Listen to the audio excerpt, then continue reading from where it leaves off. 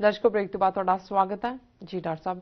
And ਵਾਲੇ issue ਤੋਂ ਪਹਿਲਾਂ ਆਪਾਂ ਆਪਣੇ ਦਰਸ਼ਕਾਂ ਦੀ ਫੇਸਬੁੱਕ ਮੈਸੇਜ ਲਵਾਂਗੇ ਜੀ ਡਾਕਟਰ ਸਾਹਿਬ। ਅਸੀਂ ਇਹ ਵੀ ਦੱਸਣਾ ਚਾਹੁੰਦੇ ਹਾਂ ਵੀ ਇਸ ਵੀਕ ਦਾ ਜਿਹੜਾ ਸਾਡਾ ਰਾਈਟ ਅਪ ਸੀ ਐਡੀਟੋਰੀਅਲ, ਸੌਫਟ ਹਿੰਦੂਤਵਾ ਤੇ ਹਾਰਡ ਹਿੰਦੂਤਵਾ ਦੋਨੋਂ ਹੀ ਕਿਵੇਂ ਮਰਜ ਹੋ ਕੇ ਇਸ ਵੇਲੇ ਕਾਂਗਰਸ ਔਰ ਬੀਜੇਪੀ 'ਚ ਹਿੰਦੂਤਵਾ ਦੀ ਦੌੜ ਲੱਗੀ ਹੋਈ ਹੈ, ਉਸ ਨੂੰ ਸਾਡੇ ਦਰਸ਼ਕਾਂ ਵੱਲੋਂ ਬਹੁਤ ਸਰਾਹਿਆ ਗਿਆ ਜੀ। 43,000 ਤੋਂ ਜ਼ਿਆਦਾ ਉਸ ਦੇ ਵਿਊਅਰ ਨੇ ਔਰ 187 ਸ਼ੇਅਰ ਨੇ ਔਰ 42 ਤੋਂ ਦੇ ਕਰੀਬ ਕਮੈਂਟ ਨੇ। ਸੋ ਅਸੀਂ ਸਭ ਦਾ ਸ਼ੁਕਰੀਆ ਅਦਾ ਕਰਦੇ ਜੀ।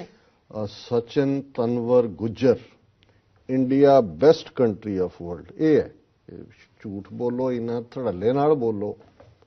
ਬੈਸਟ ਕੰਟਰੀ ਅਸੀਂ ਐਮਨੈਸਟੀ ਨੇ ਵੀ ਭਾਵੇਂ ਕਹਿ ਦਿੱਤਾ ਹੈ, ਭਾਵੇਂ ਸਾਡੇ ਆਪਣੇ ਕ੍ਰਾਈਮ ਬਿਊਰੋ ਨੇ ਕਿਹਾ ਵੀ 112 ਕੇਸ ਝੂਠੇ ਔਰ ਡਿਸਅਪੀਅਰੈਂਸ ਵੀ 9,000 ਦੇ ਜਿਹੜੇ ਨੇ ਸਾਡੇ ਆਪਣੇ ਜੱਜ ਜਿਹੜੇ ਨੇ ਉਹ ਰਿਪੋਰਟ ਦੇ ਰਹੇ ਨੇ ਔਰ ਆਸਟ੍ਰੇਲੀਅਨ ਐਮਪੀ ਵੀ ਕਹਿ ਰਹੇ ਔਰ ਕਹਿੰਦੇ ਬੈਸਟ ਕੰਟਰੀ ਦਾ ਵਰਲਡ। ਇੰਨੀਆਂ ਚਾਰ ਖਬਰਾਂ ਇੱਕੋ ਵੇਲੇ 'ਚ, ਇਸ ਤੋਂ ਵਧੀਆ ਕੀ ਹੋ ਸਕਦਾ ਮੁਲਕ।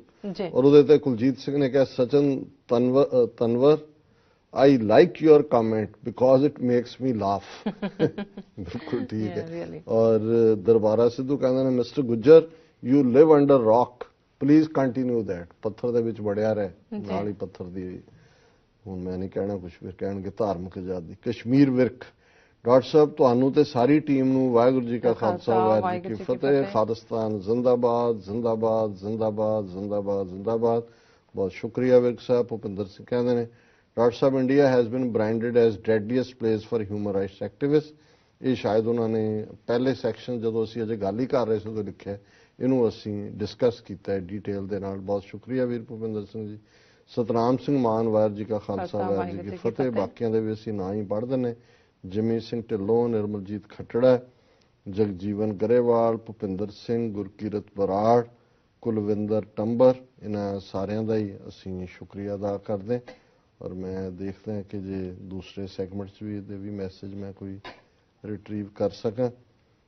ਉਹਨਾਂ ਦੇ ਵਿੱਚ ਪ੍ਰੀਤਮ ਸਿੰਘ, ਵਾਹਿਗੁਰੂ ਜੀ ਕਾ ਖਾਲਸਾ ਵਾਹਿਗੁਰੂ ਜੀ ਕੀ ਫਤਿਹ ਡਾਕਟਰ ਸਾਹਿਬ ਸ਼ੁਕਰੀਆ। ਜਸਵਿੰਦਰ ਸਿੰਘ, ਦੀਪਕ ਪੰਡਾਲ, ਕਾਜ਼ੀ ਜ਼ਕਰੀਆ, ਇਹ ਜਦੋਂ ਫਤਿਹ ਲਿਖਦੇ ਨੇ ਤਾਂ ਬਹੁਤ ਚੰਗਾ ਲੱਗਦਾ। ਕਾਜ਼ੀ ਜ਼ਕਰੀਆ ਪੂਰੇ ਵਾਹਿਗੁਰੂ ਜੀ ਕਾ ਖਾਲਸਾ ਵਾਹਿਗੁਰੂ ਜੀ ਕੀ ਫਤਿਹ ਹੁੰਦਾ।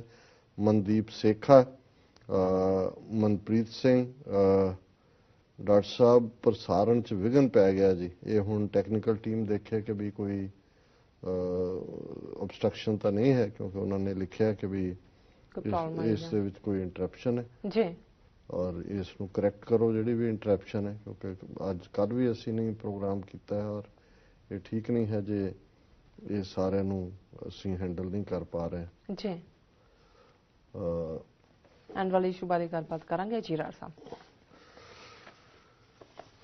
ਪਾਕਿਸਤਾਨ ਦੀ ਜਦੋਂ ਅਸੀਂ ਗੱਲ ਕਰਦੇ ਹਾਂ ਸੋ ਜ਼ਾਹਰ ਹੈ ਕਿ ਉਹਨਾਂ ਦੇ ਲੋਕਾਂ ਦਾ, ਪਾਕਿਸਤਾਨ ਦੇ ਲੋਕਾਂ ਦਾ ਦੋਸਤਾਨਾ ਸਿੱਖਾਂ ਪ੍ਰਤੀ ਰਵੱਈਆ ਜੀ, ਗੁਰੂ ਘਰਾਂ ਦੀ ਸਾਂਭ ਸੰਭਾਲ ਸੇਵਾ ਲਈ ਪਾਕਿਸਤਾਨ ਸਿੱਖ ਗੁਰਦੁਆਰਾ ਪ੍ਰਬੰਧਕ ਕਮੇਟੀ ਔਰ ਜਿਵੇਂ ਮਾਣ ਪਾਕਿਸਤਾਨ ਦੇ ਵਿੱਚ ਬਾਹਰਲੇ ਸਿੱਖਾਂ ਨੂੰ ਤਾਂ ਮਿਲਦਾ, ਈਵਨ ਵਿਦਨ ਕੰਟਰੀ ਭਾਵੇਂ ਆਬਾਦੀ ਵੀ 25,000 ਦੇ ਕਰੀਬ ਸਿੱਖੀ ਸਰੂਪ ਵਾਲੇ ਸਿੱਖਾਂ ਦੀ ਹੈ, ਬਾਕੀ ਬਹੁਤ ਵੱਡੀ ਗਿਣਤੀ ਸਿੰਧ ਔਰ ਦੂਸਰੇ ਪਾਸੇ ਗੁਰੂ ਨਾਨਕ ਸਾਹਿਬ ਜਾਂ ਸਿੱਖੀ 'ਚ ਯਕੀਨ ਰੱਖਣ ਵਾਲਿਆਂ ਦੀ ਹੈ।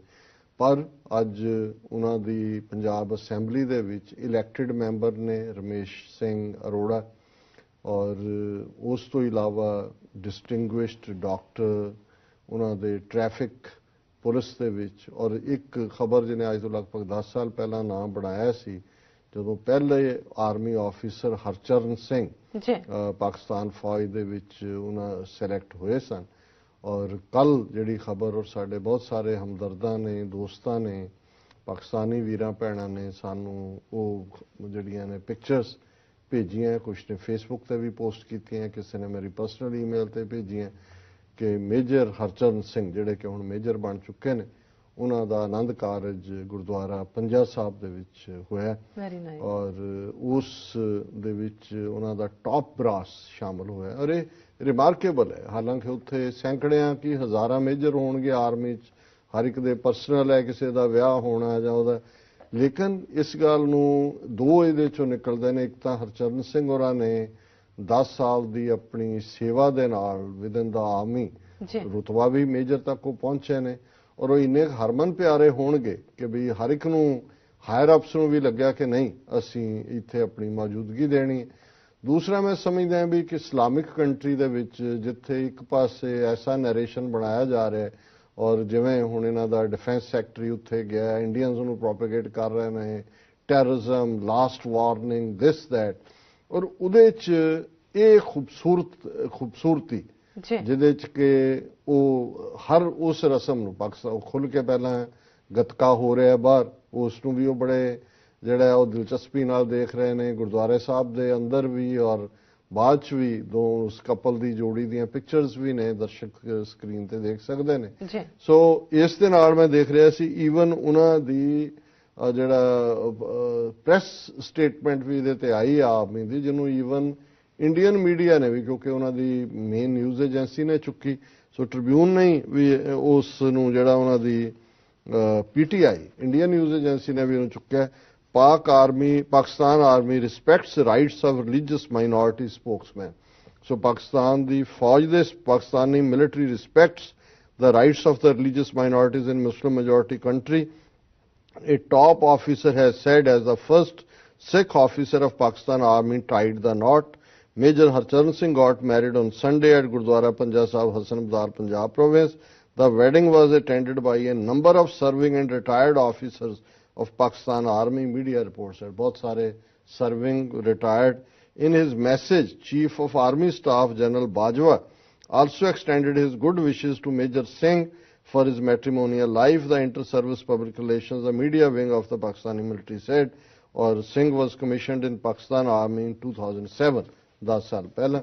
ਔਰ ਇਹੀ ਨਹੀਂ ਹੈ, ਅਸੀਂ ਦੇਖਦੇ ਹਾਂ ਵੀ ਆਲਰੇਡੀ ਪੰਜਾਬ ਅਸੈਂਬਲੀ ਦੇ ਵਿੱਚ ਹੁਣ ਰਮੇਸ਼ ਸਿੰਘ ਅਰੋੜਾ ਵੱਲੋਂ ਹੀ ਲਿਆਂਦਾ ਬਿੱਲ, ਜਿਹਦੇ 'ਚ ਕਿ ਸਿੱਖ ਮੈਰਿਜ ਐਕਟ ਜਿਹੜਾ ਕਿ ਯੂਨੈਨਿਮਸ ਪੰਜਾਬ ਅਸੈਂਬਲੀ 'ਚ, ਜਿਹਨਾਂ ਨੂੰ ਐਕਸਟ੍ਰੀਮ ਰਿਲੀਜੀਅਸ ਪਾਰਟੀਜ਼ ਕਹਿੰਦੇ ਨੇ, ਉਹਨਾਂ ਨੇ ਵੀ ਫੁੱਲ ਸਪੋਰਟ ਦਿੱਤੀ ਹੈ। ਔਰ ਇਹ ਪਹਿਲਾ ਲੈਜਿਸਲੇਟਿਵ ਐਕਟ ਰਾਹੀਂ, ਪਹਿਲਾਂ ਪ੍ਰੈਜ਼ੀਡੈਂਟ ਮੁਸ਼ਰਫ ਦੇ ਵੇਲੇ ਆਰਡੀਨੈਂਸ ਰਾਹੀਂ ਆਇਆ ਸੀ। ਸੋ ਪੰਜਾਬ ਅਸੈਂਬਲੀ ਪਹਿਲੀ ਹੀ ਦੁਨੀਆ ਦੀ ਅਸੈਂਬਲੀ ਹੋਏਗੀ ਜਿੱਥੇ ਕਿ ਲੈਜਿਸਲੇਟਿਵ ਐਕਟ ਰਾਹੀਂ ਸਿੱਖਾਂ ਦੀ ਵੱਖਰੀ ਹੋਂਦ ਵਾਲਾ ਸਿੱਖ ਮੈਰਿਜ ਐਕਟ ਜਿਹੜਾ ਹੈ ਉਹ ਆਲਰੇਡੀ ਉਹਨਾਂ ਨੇ ਅਪਰੂਵ ਕਰ ਦਿੱਤਾ ਹੈ ਔਰ ਇੱਕ ਸਿਲੈਕਟ ਕਮੇਟੀ ਨੂੰ ਦਿੱਤਾ ਹੈ। ਆਉਣ ਵਾਲੇ 2 ਮਹੀਨੇ ਦੇ ਵਿੱਚ ਉਹ ਇੱਕ ਐਕਟ ਬਣਨ ਜਾ ਰਿਹਾ। ਸੋ ਅਸੀਂ ਮੇਜਰ ਹਰਚਰਨ ਸਿੰਘ, ਉਹਨਾਂ ਦੀ ਸਿੰਘਣੀ ਸਾਹਿਬਾਂ, ਉਹਨਾਂ ਦਾ ਨਾਂ ਤਾਂ ਨਹੀਂ ਆਇਆ ਕਿਤੇ, ਪਰ ਬੜੀ ਖੂਬਸੂਰਤ ਜੋੜੀ ਹੈ, ਉਹਨਾਂ ਨੂੰ ਮੁਬਾਰਕਬਾਦ ਦਿੰਦੇ ਹਾਂ। ਔਰ ਅਸੀਂ ਪਾਕਿਸਤਾਨੀ ਸਮਾਜ, ਸੁਸਾਇਟੀ, ਹਕੂਮਤ, ਫੌਜ, ਉਹਨਾਂ ਸਾਰਿਆਂ ਦਾ ਹੀ ਸ਼ੁਕਰੀਆ ਅਦਾ ਕਰਦੇ ਹਾਂ ਕਿ ਉਹਨਾਂ ਨੇ ਰੀਅਲੀ ਦੱਸਿਆ ਕਿ ਇੱਕ ਮਾਈਨੋਰਿਟੀ ਦੇ ਨਾਲ ਕਿਵੇਂ ਡੀਲ ਕੀਤਾ। ਔਰ ਜੇ ਤੁਸੀਂ ਕੰਟਰਾਸਟ ਦੇਖੋ, ਦੂਜੇ ਪਾਸੇ 200 ਮਿਲੀਅਨ ਮੁਸਲਮਾਨ, 30 ਮਿਲੀਅਨ ਸਿੱਖ ਔਰ 30 ਮਿਲੀਅਨ ਈਸਾਈ, ਉਹ ਔਰ ਦਲਿਤ ਔਰ ਆਦੀਵਾਸੀ, ਉਹ ਕਿਹਦੇ ਚੋਂ ਲੰਘ ਰਹੇ ਨੇ।